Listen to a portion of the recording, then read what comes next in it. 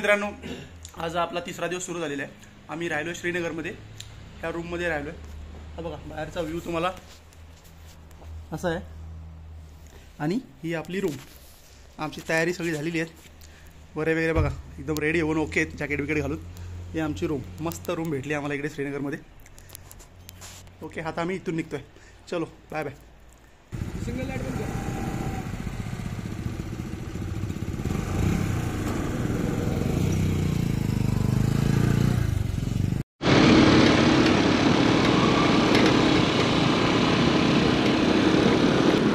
आता मी चाललो आहे दल लेककडे।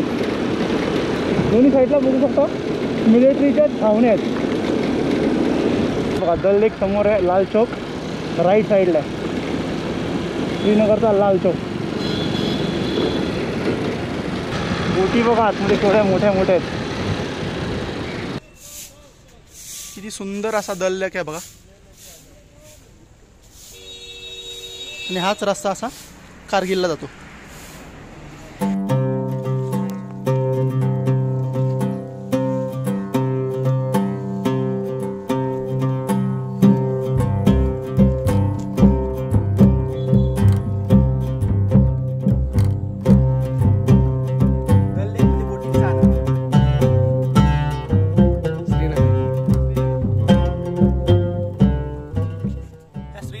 दल लेकच्या बाजूला दल आडनावाची लोक राहतात आणि दल मराठीमध्ये डाल होतं। ते आपल्या भोर तालुक्यातील वडगाव येथील लोक आहेत। त्यांचं असं म्हणणं आहे की आम्ही मूळचे इकडचे।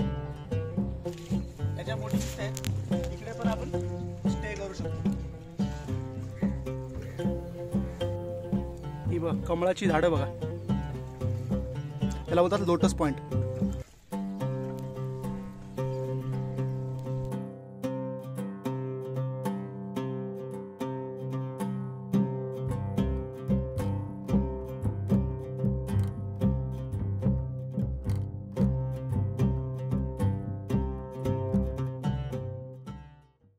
दल लेकमध्ये मस्तपैकी बोटिंग केलेलं आहे आणि आता आम्ही निघालो आहे कारगिलच्या दिशेने। ते रायडर निघालेत पुढे। निसर्गाने इतकं भरभरून दिलं आहे श्रीनगरला, पण एका गोष्टीमुळे फक्त गालबोट लागलं आहे आणि ती गोष्ट कोणती आहे तुम्ही समजू शकताच, ते वेगळं सांगायची गरज नाही आहे।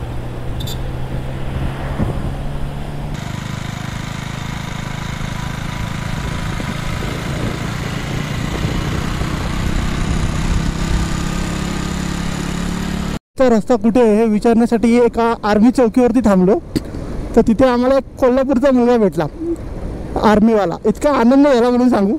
मग त्याने आम्हाला थंडा मागवला, आम्ही मस्त गप्पा वगैरे मारल्या, फोटो काढले, पण त्यासोबत मला व्हिडिओ फुटेज नाही घेता आली। कारगिलकडे बऱ्याचशा टुरिस्ट गाड्या चालल्यात। मला वाटतं कदाचित उद्या 15 ऑगस्ट आहे म्हणून सगळे पर्यटक कारगिलच्या दिशेने चाललेत।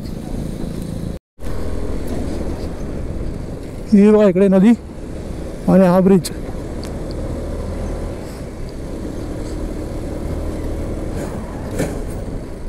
आम्हाला आताही 2 आर्मीचे जवान भेटले जे महाराष्ट्रातून होते। त्यातले एक सांगलीचे होते 32 शिरावचे आणि एक होते अहमदनगरचे। आपल्या महाराष्ट्रातली माणसं जेव्हा इथे भेटतात तीही अशी देशाची सेवा करणारी, तर छाती अशी अभिमानाने फुलून येते। खूप बरं वाटलं त्यांना भेटून। आणि आमच्या काकाने वाडीच्या थोड्या वरच्या टप्प्यावरती घर बांधलं आहे, तर लोक सगळे बोलत आहेत इतक्या वरती कुठे घर बांधलं आहे, कसं जाणार कसं राहणार। आणि ह्यांची घरं बघा, बापरे। एक छोटासा घाट सुरू झालाय।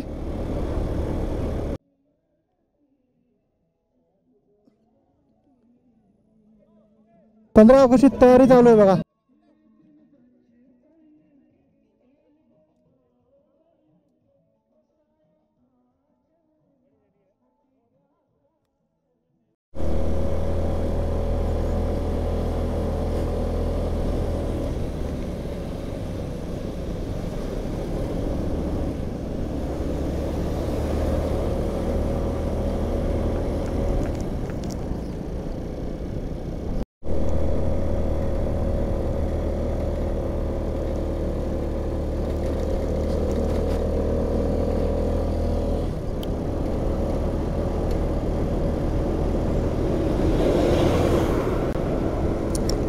सुंदर अशी नदी वाहते बघा बाजूने.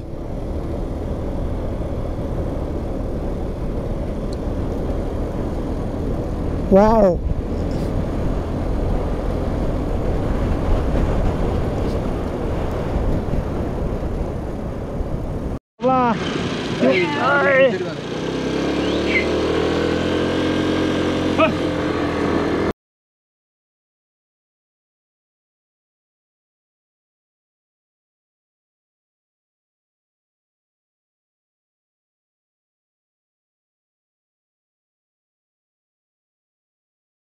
गाडीवाली पलटी झाली.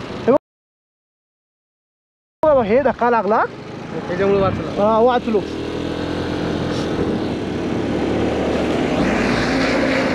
14 तारखेला श्रीनगरवरून आम्ही निघालो होतो.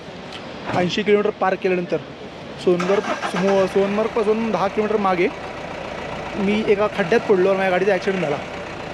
मग आम्ही सोनमर्गला इथे आलो. ह्या ठिकाणी तिथून माझी गाडी टेम्पोत टाकून कंगणला घेऊन गेलो. आणि कंगणला एक चांगला माणूस भेटला गॅरेजवाला. त्याने माझी गाडी रिपेअर केली. तो मला हॉस्पिटलला घेऊन गेला. सगळं केलं. ते कसं ते दाखवतो. मित्रांनो, काल जो माझा ॲक्सिडेंट झाला होता, मी सोनमर्गपासून माझी गाडी एकाने इथे आणून दिली. आणि तारीख भाईने 2 दिवस घेतले. त्यांचं गॅरेज इथे आहे बघा. कंगनपासून पुढे 8-10 किलोमीटर आहे का ना. हां, कंगनपासून 11 किलोमीटर ती तारीख बाईचं गॅरेज आहे. त्यांनी मला हॉस्पिटलमध्ये घेऊन गेले. स्वतःच्या गाडीमधून हॉस्पिटलमध्ये घेऊन गेले. तिथे माझा एक्सरे वगैरे डॉक्टरांशी बोलणं सगळं केलं. त्यांनी खूप मला मदत केली आणि गाडी पण माझी एकदम ओके गेलेली आहे. थँक्स तारीख बाय. आणि आज 16 तारखेला 4 वाजता माझी गाडी रेडी झाली आणि 4 वाजता आम्ही कंगनवरून निघालो. आणि आत्ता वाजलेत 7 वाजता आम्ही पुन्हा सोनमर्गला पोचलो आहे. तर आत्ता आजचा मुक्काम आम्ही सोनमर्गला करणार आहे.